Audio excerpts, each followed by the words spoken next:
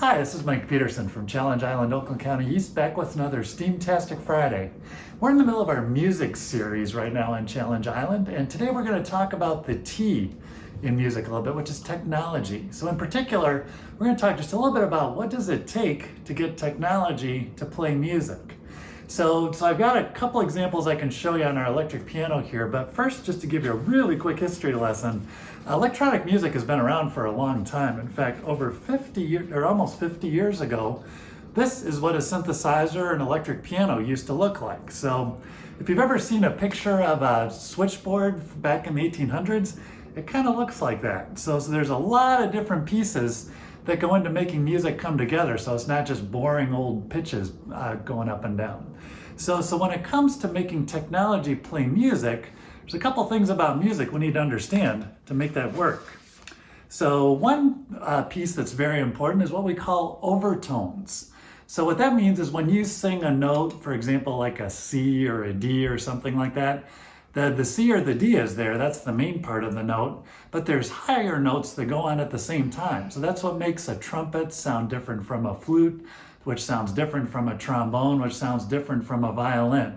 So it's not the main pitch, which is kind of the one this represented by the picture up here, but there's all these higher pitches. So there's things that are flowing faster and faster in terms of the frequencies laying on top of that. So if we want to make a realistic sounding violin using technology, we've got to understand all those overtones and where they come from.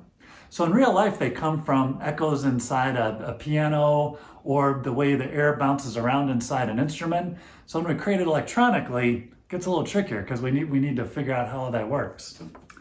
Another thing we have to keep in mind is the shape of the note. So just for example, if I played a harpsichord, that's kind of like a piano from hundreds of years ago, that made it sound by plucking on the strings. So it made a really fast sound. So for example, it would sound something like this. Or if you played a violin and played what we call pizzicato, where you pluck the strings, it kind of has that sound. So if you think about what gets loud and soft in that sound over time, it does something like this.